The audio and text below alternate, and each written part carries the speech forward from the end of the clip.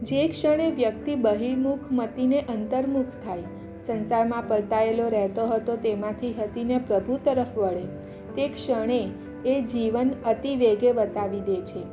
કવિ નરસિંહરાવ ભક્ત એમને 2 ભાવસભર ભક્તિ કાવ્ય પણ આપ્યા છે. એક છે પ્રેમળ જ્યોતિ તારી દાખવી, મુજ જીવન પંથ ઉજાડ, અને બીજી તેમની મૌલિક રચના છે મંગલ મંદિર ખોલો દયામય મંગલ મંદિર ખોલો.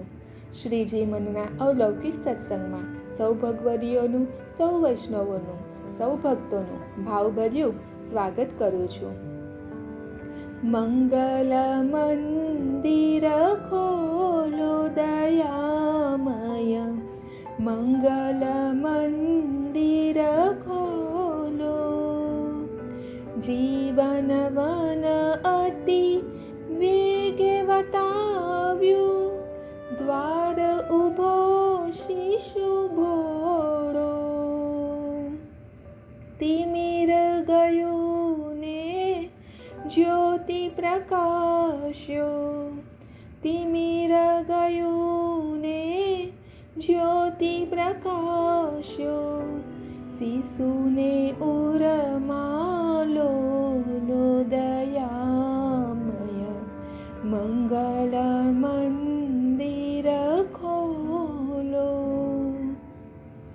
નામ મધુર તવ રત્યો નિરંતર, નામ મધુર તવ રત્યો નિરંતર, શિશુ સહ પ્રેમે બોલો,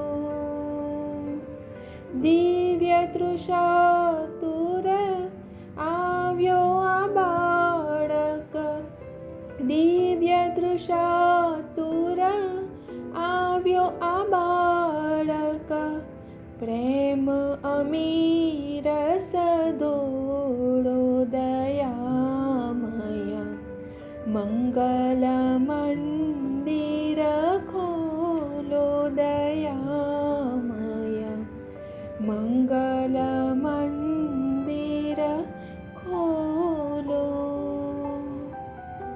મંગલ મંદિર ખોલો એટલે કે પ્રભુની દયા હોય તો જ એ ધામ ખુલે. એટલે પ્રભુના હજારો નામમાંથી દયામય શબ્દ નરસિંહરાવ ઉચ્ચાર્યું છે. જીવન વન અતિ વેગ બતાવ્યું, દ્વાર ઊભો શિશુ ભોળો.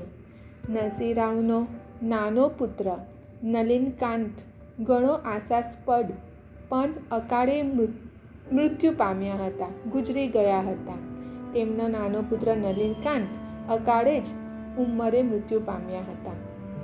આ પ્રાર્થના દુઃખી વત્સલ પિતાએ ઉદ્ગારેલી છે. પુત્રને માટે પિતા પ્રભુ આગળ ગા નાખે છે અને અરજ કરે છે કે આ બાળક તો ભોળુકડો છે, સૌ કોઈ તો બની શકે એટલું બધું લાંબુ જીવન પામવા લલચાય છે, પણ આ બાળક તો જીવનને વન સમજીને ઝટ પાર ઉતરીને આપને દ્વારે આવીને ખડો થઈ ગયો છે. વનના અંધારા પાછળ મૂક્યા આપના મંદિર દ્વારના અજવાળામાં એ નાય છે. આપના ખોળામાં આપની છાતી સરસો, આપના એને તમારો કરી દો ને, હવે તો કરી જ દો. હૃદયમાં સ્થાન મેળવવાનો એ અધિકારી નથી શું? તો રાહ શાની જુઓ છો, બલકે જોડાવો છો. હવે એને તમારો કરી દો. તિમિર ગયું ને જ્યોતિ પ્રકાશ્યો, શિશુને ઉરમાં લ્યો દયામય, મંગલ મંદિર ખોલો. પછી પિતાને થાય છે કે પુત્ર મોંમાં કંઈક વધુ પડતી વકીલાત પોતે કરી બેઠા છે, એટલે હવે કહે છે, હવે સાચી જ દલીલ કરે છે કે એ બાળક આપની કૃપાને પાત્ર છે, કેમ કે હું જાણું છું અહીં એ હતો ત્યારે આપનું જ નામ સતત રટ્યા કરતો હતો. આપનું જ નામ એને કેવું તો મધુર લાગતું હતું.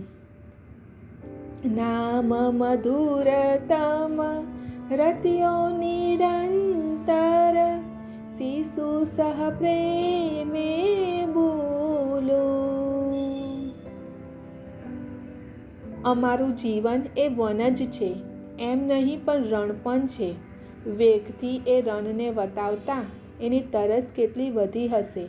તમને એમ હોય કે ભલે બારણે ઊભો રહે, પણ આ તો તરસે મરી રહ્યો છે અને એની તરસ छिपाવે એવું બીજું આપ જેવું કોઈ જ નથી.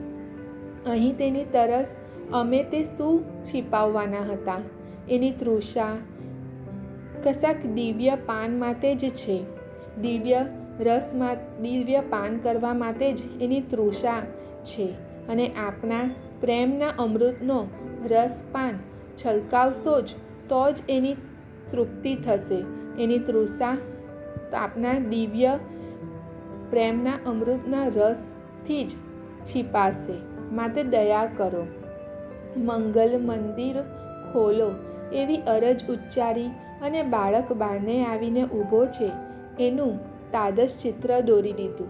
પિતાજી આ અરજમાં એટલે કે નરસિંહરાવ ભક્ત, કવિ નરસિંહરાવ ભક્ત પોતાના પુત્રના એક પિતાજીની અરજમાં એક ધ્વનિએ પણ રહેલો છે કે જો સ્થૂળમાં દેહનો પિતા પુત્રને માટે આટલું વલવલે છે, સ્થૂળ દેહમાં હું પિતા તરીકે આટલું બધું વલવલું છું, તો આટલી બધી લાગણી ધરાવું છું, તો જે એના આત્માને અધીશ છે, એના સર્વ પિતા છે, સર્વ રીતે પરમ પિતા છે, તેને શું કંઈ જ લાગણી કે કંઈ જ દયા નહીં હોય? નરસિંહરાવ તો પ્રકાંડ વિદ્વાન, પણ આ કાવ્યની સી સરળતા તેમને રજૂ કરી છે. હૃદયની વાત આડંબર સહી શકે જ નહીં. જીવન વન જેવા આંતરપ્રાસ આપોઆપ આવી જાય છે. પ્રેમામૃત રસ ધોળો ના લખ્યું તેમને પંક્તિમાં પ્રેમામૃત રસ ના લખ્યું, પણ સાદા શબ્દથી પ્રેમ અમીરસ ઢોળો એવી યોજ્યા, એટલે કે એવા શબ્દ ઉચ્ચાર્યા. તો સંગીત પણ તેઓ ખૂબ જ સારી રીતે જાણતા હતા. તેથી જ તેમને અમીરસમાં એટલે કે ઈ લંબાવવાની શક્યતા કરી છે. તે આરત ભાવ તેમને પ્રગટ કરતા તેમને મદદરૂપ બને છે. અને લો એ બેવડાવતા જ લઘુ ઉદ્ગાર હૃદયની તમામ આરજુને પ્રગટ કરી દે છે. બીજું, કવિ નરસિંહરાવ પિતા તરીકે જાણે છે કે હું અરજ કરનાર કોણ, પણ એ નિમિત્તે પ્રભુ ભાવમાં રહે છે અને સદગત પુત્રની સન્નિધિ પણ અનુભવે છે. પ્રાર્થનાનો પવિત્ર પરીખ બ્રહ્માંડથી પણ વિશાળ છે. પ્રાર્થનામાં સૌ મળે છે. પ્રાર્થના એટલે સર્વ સન્નિધિ, બધાનું સાનિધ્ય. આ ભક્તિ કાવ્ય એક પિતાએ પોતાના મૃત પુત્ર માટે ઉદ્ગારેલી પ્રાર્થનાનું જ માત્ર હોય તો આટલું બધું સૌને વાલું થઈ પડ્યું જ ના હોત. સૌને કોઈક એવા પ્રિયજન કે વીરનો પ્રસંગ ના હોય, પણ પ્રાર્થનાની શબ્દ રચના એવી છે અને એનો મુખ્ય ભાવ જ એવો છે કે મૂળ પ્રેરક પ્રસંગથી એ ઊંચે ઉઠે છે અને બીજાને માટેની વિનવણી જ ના રહેતા પોતાના માટે કરેલી યાચના તરીકે અનુભવાય છે. આમ ભગવદીય પોતે જ પ્રાર્થનામય થઈ શકે અને પોતે જ ભગવદ ભાવની રજૂઆત કરી શકે છે. ભલે ને દરેક લીટીમાં શિશુ અથવા બાળક શબ્દ હોય. વ્યક્તિ જ્યારે વૃદ્ધ હોય તો પણ પ્રભુ આગળ તો તે શિશુ જ છે. અને કોઈકના અથવા પોતાના જીવનના અંત વખતે ગાવાની આ પ્રાર્થના છે એવું નથી. જે ક્ષણે વ્યક્તિ બહિર્મુખી મટીને અંતર્મુખ થાય છે, સંસારમાં પલટાયેલો રહેતો હતો તેમાંથી હટીને પ્રભુ તરફ વળે છે, તે ક્ષણે એ જીવ અતિ વેગે વટાવી દે છે અને મૃત્યુ પછી જ નહીં, પ્રભુના બારણા તો જીવતા જ ખખડાવવાના છે અને તે અનેક વાર તેઓ ઉગાડેલા જ છે, પણ આપને ખખડાવવામાં વાર કરીએ છીએ. એટલે હવે વારંવાર પ્રભુના બારણા ખખડાવવાનો ઉપક્રમ કરવો રહે છે. કવિ નરસિંહરાવ ભક્ત તરીકે, પિતા તરીકે પ્રભુ આગળ કરેલી આ અરજ આપણે પસંદ આવી હોય તો લાઈક અને શેર જરૂરથી કરજો. શ્રીજી મનનું આજનું આ સત્સંગ શ્રીનાથજીના ચરણોમાં સમર્પિત કરું છું. જય શ્રી કૃષ્ણ.